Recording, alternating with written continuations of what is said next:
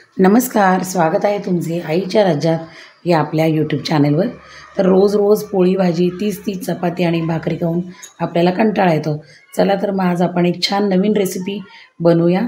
हे मी तांदळाचं पीठ घेतले आणि आज आपण तांदळाची चपाती बनवणार आहोत।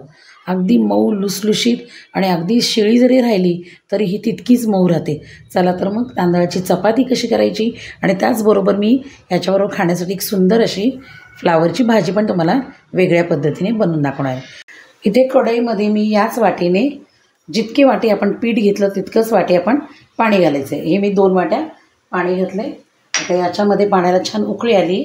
आपण काय करायचं, याच्यात पाव चमचा ओवा, जिरं, अर्धा चमचा जिरं, म्हणजे आपल्या चपातीला छान टेस्ट येईल आणि एकदम मसाला चपाती आपली तयार होईल।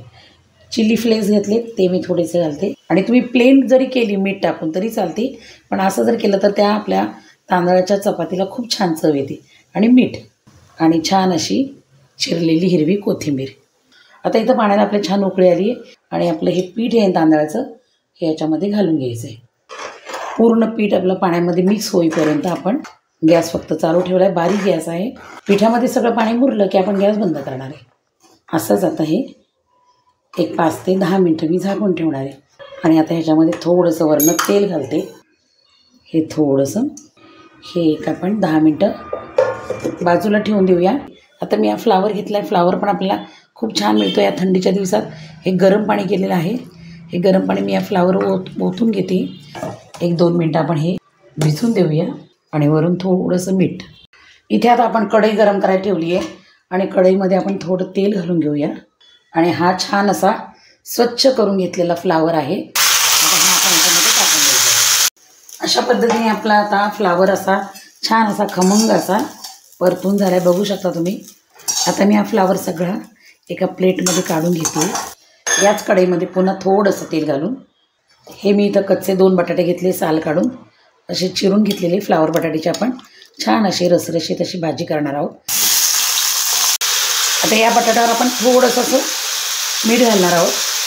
हा पण आपण थोडासा असा परतून घेणार आहोत। चांगला आपला बटाटासुद्धा परतून झाला आहे। कढईमध्ये आता तेल घालून घेऊया। थोडंसंच तेल घालायचं आहे कारण आपण आता भाज्या ऑलमोस्ट फ्राय करून घेतल्यात। जिरं, पाव चमचा बडीशेप नक्की घाला आणि अगदी थंडी आणि मेथीदाणे छान म्हणून मेथीदाणे पण, तमालपत्र, बारीक चिरलेला कांदा आणि आता आपण इथं बारीक चिरलेला टोमॅटो, थोडासा हिंग, पाव चमचा हळद, चवीपुरता लाल मिरची पावडर, हा घरचा मसाला आहे, जिरेपूड, पुन्हा एकदा छान मिक्स करून घेऊया, थोडीशी कोथिंबीर।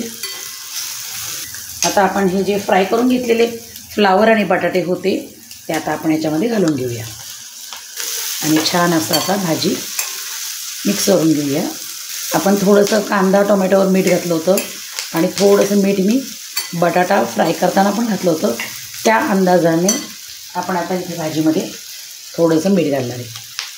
आता ही 5 मिनटं आपण होऊ देऊ। वरून हिरवीगार अशी बारीक चिरलेली कोथिंबीर। अतिशय ही तांदळाच्या चपातीबरोबर खायला भाजी रुचकर आणि स्वादिष्ट आणि चविष्ट लागते। आता इथे आपली भाजी तयार झालेली आहे। इथे आपलं तांदळाचं पीठसुद्धा बऱ्यापैकी नाही छान असं थंड झाले। याचा आपण असा छान असा गोळा मळून घ्यायचा आहे। आपला किचनच्या ओट्यावरच मी करणार आहे, त्याच्यामुळे मी हे पीठ सगळं किचनचा ओटा स्वच्छ धुवून घेतला आहे आणि हे सगळं मी याच्यावर असं छान असं जोर देऊन मळून घेते।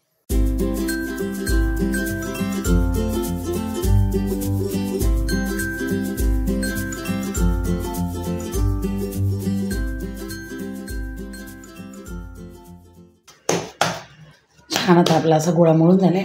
गोळा आपला छान बनतोय का हे बघा, कुठेही आपल्या गोळ्याला क्रॅक वगैरे नाही।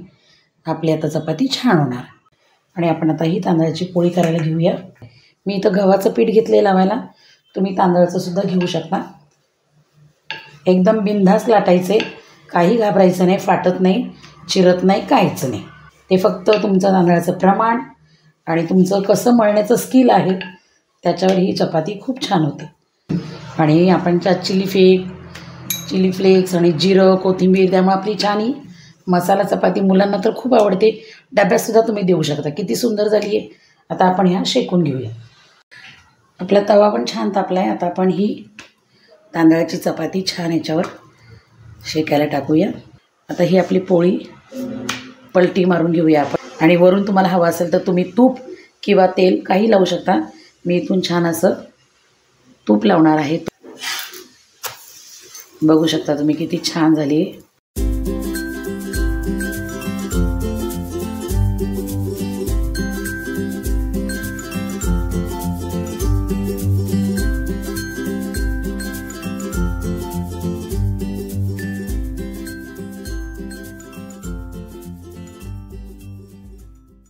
तर अशा प्रकारे आपली सुंदर अशी फ्लावर आणि बटाट्याची भाजी तयार आहे आणि आपल्या छान अशा मऊ लुसलुशीत छान तांदळाच्या चपात्या पण तयार आहेत।